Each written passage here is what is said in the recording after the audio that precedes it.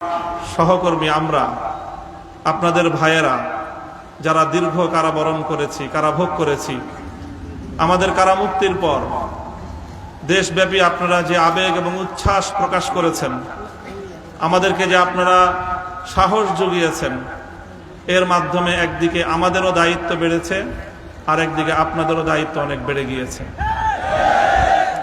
প্রথমে আমি আমাদের দায়িত্বের কথাটা বলি। আলহামদুলিল্লাহ, আমাদের কষ্ট হয়েছে। আমরা এটা বলবো না যে জালিমের জিন্দানখানায় আমাদের কষ্ট হয়নি, তা নয়। আপনজন থেকে বিচ্ছিন্ন থাকা, স্বাধীনতার জীবন হরণ করে বন্দি খাঁচায় আমাদেরকে বন্দিত্বের শেকলে বন্দি করে রাখা, এটাই ছিল আমাদের জন্য অনেক বড় যন্ত্রণার বিষয়।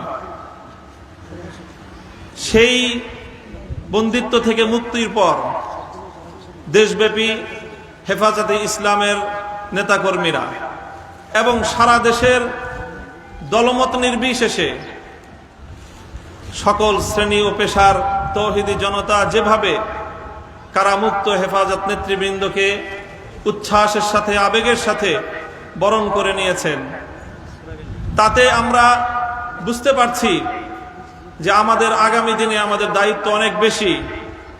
এবং আলহামদুলিল্লাহ, আল্লাহ পাক রব্বুল আলামিনের নিকট আফিয়াত চেয়ে আল্লাহ আমাদের জন্য সহজ করুন, এই দোয়া করে শপথের বাণী উচ্চারণ করতে চাই। আমাদের সকল কারাবন্দীদের পক্ষ থেকে আমি সে কথা উচ্চারণ করতে চাই। ইনশাআল্লাহ আল্লাহর জমিনে আল্লাহর দ্বীনের ঝান্ডা সমুন্নত রাখতে, আল্লাহর পয়গম্বরের ইজ্জতের হেফাজত করতে, এদেশের নাস্তিক্যবাদকে রুখতে, এদেশে ইসলামকে উপড়ে ফেলার সকল ষড়যন্ত্রকে রুখার জন্য যদি এর চেয়ে বড় ত্যাগ এবং কোরবানির প্রয়োজন হয়, হাসি মুখে আমরা সেই ত্যাগ করতে প্রস্তুত রয়েছি। জীবন দিতে হলে জীবন দিতে প্রস্তুত রয়েছি। সন্তানদেরকে যদি ইতিম করতে হয় সেজন্য আমরা প্রস্তুত রয়েছি। স্ত্রীদেরকে যদি বিধবা করতে হয় সেজন্য আমরা প্রস্তুত রয়েছি। মায়ের বুক যদি আমাদের খালি করতে হয়, আমাদের মায়েরা বুক খালি করে চোখের অশ্রুতে তাদের কলিজার টুকরা সন্তানদেরকে মাটির নিচে খোদার হাতে সুপর্দ করবে। কিন্তু ইসলামের জন্য, ইসলামের বিপক্ষ কোন শত্রুর সাথে এক মুহূর্তের জন্য আপোষ করতে প্রস্তুত নয়।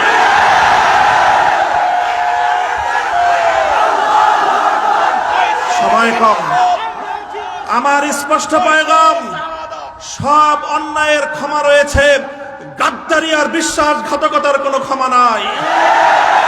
যারা গাদ্দার এবং বিশ্বাসঘাতক হিসেবে পরিচিত হবে, প্রমাণিত হবে, আগামী দিনে তাওহীদি জনতা তাদেরকে ঠাঁই দেবেন না।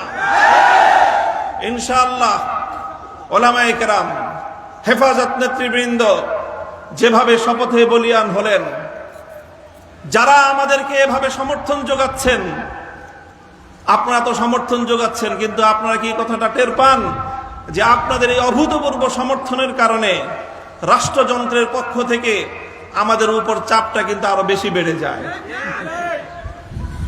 এই যে আজকে আমাদের উপরে এই অকথ্য নির্যাতন, এই যে লাঞ্ছনা, এই যে গঞ্জনা আমাদের উপর, কারণ এদেশের মানুষ আমাদেরকে ভালোবাসে, কারণ আমরা যেখানে যাই মানুষ আমাদের প্রতি আবেগ এবং উচ্ছ্বাস প্রকাশ করে। এখন আপনারা যদি আবেগ আর উচ্ছ্বাস প্রকাশ করে ঘরে গিয়ে বসে থাকেন চুপ করে, তাহলে আমাদের উপর কিন্তু চাপটা, জুলুমের স্টিম রোলারটা আমাদেরকে কিন্তু নিষ্পেষণ করে দিবে। তখন আপনাদের আবেগ প্রকাশ করার কিন্তু আর কোনো জায়গা অবশিষ্ট থাকবে না। এই জন্য আমি আজ আমাদের আমির, এই জনপদের সকল আলেম ওলামার আমির, এই জনপদের কোটি কোটি তৌহিদি জনতার অবিসংবাদিত আধ্যাত্মিক রাহবার আল্লামা মুহিবুল্লাহ বাবুনগরীর এই মজমাকে সারা দেশের প্রতিনিধিত্বশীল মজমা হিসেবে গ্রহণ করে আমি এ জাতির কাছ থেকে জিজ্ঞাসা করতে চাই, আগামী দিনে ইসলামের কথা বলার অপরাধে, আল্লাহর পয়গম্বরের ইজ্জতের পক্ষে কথা বলার অপরাধে শাপলা চত্বরের আমার ভাইয়ের রক্তে রঞ্জিত শাহাদাতের কথা বলতে গিয়ে হাটহাজারীতে আমার যে সকল সন্তানদের বুকগুলোকে জালিমের বুলেটের আঘাতে ঝাঁঝরা হতে হয় পাখির মতো গুলি করে আমার সন্তানদেরকে শহীদ করা হয়েছে। সেই সন্তানদের পক্ষে কথা বলতে গিয়ে আমাদের কণ্ঠ যদি আবার চেপে ধরবার চেষ্টা করা হয়, তাহলে আপনারা রাজপথে তার মোকাবেলা করবার জন্য প্রস্তুত থাকবেন কিনা?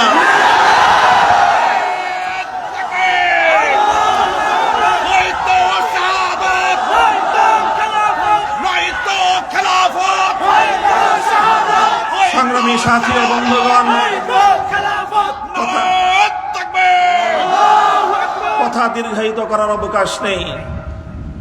আমি আমার দীর্ঘ কারাবন্দিত্বের সময়ে আল্লাহ পাক রব্বুল আলামিনের রহমতের উপর আমার আস্থা, অবিচল বিশ্বাস ছিল যে আল্লাহ রব্বুল আলামিন নতিজা ভালো করবেন, উত্তম ফলাফল আমাদেরকে দিবেন, সে আস্থা এবং বিশ্বাস ছিল। প্রথম দিকে যখন আমাদের মরহুম আমির হেফাজত আল্লামা জুনায়েদ বাবুনগরী হাফিজাহুল্লাহ তাআলা, তাকে আমরা জীবিত রেখে কারাগারে বন্দী হয়েছিলাম, তার উপর একটা বড় আমাদের আস্থা ছিল যে তিনি ইনশাআল্লাহ এই বন্দী মজলুম আলেমদের জন্য, শহীদ আমাদের সন্তানদের জন্য, ব্রাহ্মণবাড়িয়ায় বীর বিচারে হত্যাকাণ্ডের শিকার আমার শহীদ ভাইদের এই হত্যা বিচার আমাদের এই জন্মভূমিতে প্রতিষ্ঠিত করবার জন্য তিনি বলিষ্ঠ ভূমিকা পালন করবেন। আমাদের কারাবন্দীদের পক্ষে তিনি জাতিকে, জনমতকে সংগঠিত করবার জন্য বলিষ্ঠ ভূমিকা রাখবেন। কিন্তু আল্লাহ রাব্বুল আলামিনের ফয়সালা ছিল ভিন্ন কিছু। আমরা কারাবন্দী হওয়ার কিছুদিনের মধ্যেই সেই মর্মান্তিক শোক সংবাদটিও আমাদেরকে সহ্য করতে হয়েছে। আল্লামা জুনায়েদ বাবুনগরী রাহিমাহুল্লাহ তাআলা শাহাদাত বরণ করেছেন। আল্লামা জুনায়েদ বাবুনগরী শাহাদাত বরণ করেছেন। এরপরে অধীর উৎকণ্ঠা নিয়ে অপেক্ষার প্রহর গুনছিলাম যে আমাদের আস্থার এই মঞ্চে কে বসবেন। যখন জানতে পারলাম ওলি ইবনে ওলি, এ জাতির শ্রেষ্ঠ সন্তান, আস্থার মূর্ত প্রতীক আল্লামা শাহ মুহিবুল্লাহ বাবুনগরী হাফিজাহুল্লাহ তাআলা, ইমারতের এই ঝান্ডা তিনি নিজ হাতে তুলে নিয়েছেন, সিজদায় শুকর আদায় করেছি, আস্থায় বুক বেঁধেছি যে ইনশাআল্লাহ একদিকে তিনি আরশের মালিকের সঙ্গে রাতের বেলায় চোখের অশ্রু ছেড়ে তিনি এই সংকট উত্তরণের জন্য আল্লাহ পাক রব্বুল আলামিনের সাহায্যকে জমিনে টেনে আনবার জন্য চেষ্টা করবেন। অপরদিকে তিনি জীবন দিবেন, কিন্তু কোন জালিমের রক্তচক্ষুকে পরোয়া করবেন না, কোন জালিমের সামনে তিনি মাথা নোয়াবেন না। এই আস্থা ছিল এবং আলহামদুলিল্লাহ আমি আমার উপলব্ধি হলো এই, যতটুকু আস্থা শুরুর সূচনাতে ছিল আজ পর্যন্ত আমরা আমাদের আমির হেফাজতের থেকে তার আচার আচরণ, তার ভূমিকা আমাদের আস্থার চেয়ে বহুগুণ বেশি পেয়েছি। আমাদের আমির আল্লাহর পক্ষ থেকে আমাদের জন্য অনেক বড় নিয়ামত। ইনশাআল্লাহ আমির হেফাজতের হাতকে যদি আমরা এভাবে শক্তিশালী রাখতে পারি, এদেশে আমাদেরকে জুলুম করতে পারবে, আমাদেরকে গুলি করে হত্যা করতে পারবে, কারাগারগুলোকে আমাদেরকে দিয়ে ভরপুর করতে পারবে। বাংলাদেশে কারাগারে সর্বমোট আসন হলো ৭০,০০০। কয় হাজার? আমরা শাপলা চত্বরে গিয়েছিলাম, কমপক্ষে হলো ২০ থেকে ২৫ লক্ষ। ৭০,০০০ হেফাজতের কর্মীরা কারাবন্দী হবে, কিন্তু জালেমের সামনে মাথা নোয়াবে না। এই দেশের ১ ইঞ্চি মাটি নাস্তিক্যবাদ এবং ইসলাম বিদ্বেষের জন্য কারো হাতে ইজারা দেবে না ইনশাআল্লাহ। আল্লাহ পাক আমাদের সকলকে তৌফিক দান করুন, কবুল করুন। আমাদের আমির হেফাজত সহ আকাবিরিনদেরকে আল্লাহ পাক দীর্ঘ নেক হায়াত দান করুন। ওয়া আখিরু দাওয়ানা আলহামদুলিল্লাহি রাব্বিল আলামিন। আসসালামু আলাইকুম ওয়া রাহমাতুল্লাহ।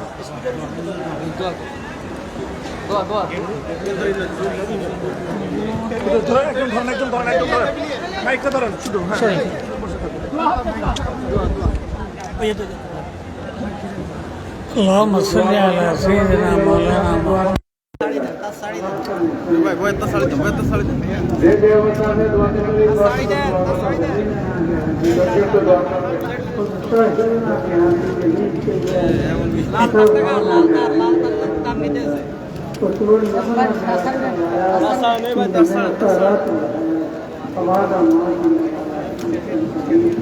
اللهم ওটা হিন্দি তার গান সারি দিয়েছে না বাজি ইয়া কাম খাই দে সিরিজ বুঝিন দিব اللهم كمل فاربعين يقول سنة 40 اللهم صل على وصلى الله تعالى